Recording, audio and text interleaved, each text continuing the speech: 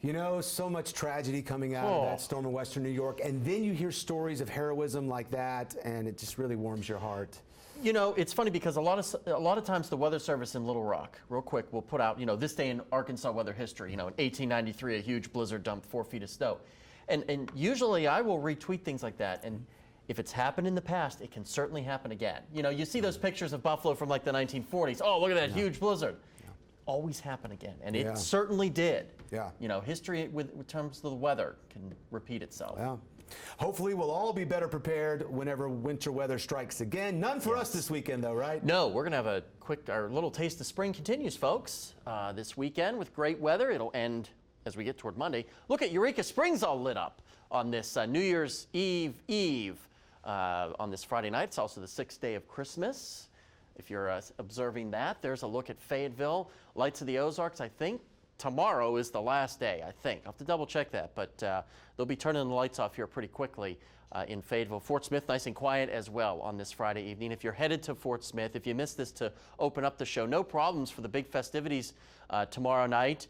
Temperatures lower 50s, mostly clear skies. No problems for the fireworks. A great evening to get out there and party in Fort Smith. Northwest Arkansas, our temperatures right now upper 40s and lower 50s, and in the River Valley, lower 50s for the most part. Double nickels right now there at Fort Smith at 55 degrees. There's that system from this morning, brought us some rain to eastern parts of our area. Clouds are going to take their sweet time moving out. Going to take till probably tomorrow morning before we start to see some breaks in the clouds, as you'll see here. There's those breaks by 7 a.m. tomorrow morning. Tomorrow we should see more sun than clouds, which will be nice. And then tomorrow night, as you're getting ready to celebrate, do that final countdown, no problems whatsoever. Probably just throw a light jacket on across the area. And then by Sunday morning, we're also nice and quiet. That quietness will end by the time we get to Monday. Watching a pretty strong system to our west. We'll be in the warm sector, south of the warm front, east of the cold front.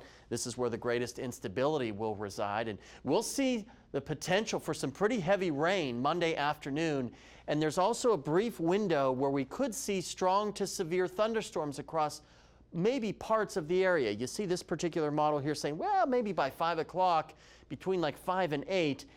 Plenty of time to iron out the exact details, but just be aware that Monday, especially Monday afternoon and Monday evening, could get a little bit on the bumpy side. But notice here by 10, 11 o'clock, it's out of here, well off to the east, and we're starting to dry out and clear out. And behind this boundary, we'll start to cool down. Temperatures getting closer to normal seasonable values.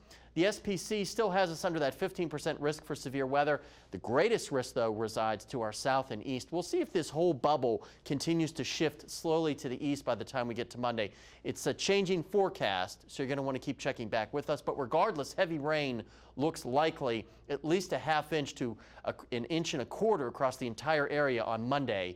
So a definite soaker there to open up the work week. 30s and 40s tonight. Will rebound nicely tomorrow into the 60s for just about everybody. That sunshine will feel warm. Get out there and enjoy it for the last day of 2022.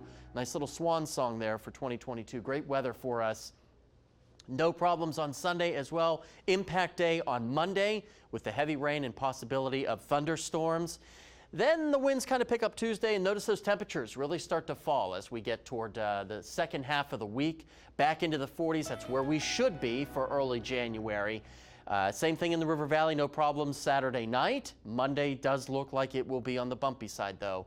I know Chief Meteorologist Darby Bobby will be in on Monday, keeping you up to date on everything for that weather. Now, right on the money for high fill today, right at 57. That's what we like to see. That means Caitlin of Poto, she's going to get the Darby Bybee umbrella, maybe to keep her dry on Monday. We'll take you to Dean Springs, just outside of Alma. Brandon, we're forecasting 65 for tomorrow. All right, bullseye for Robert.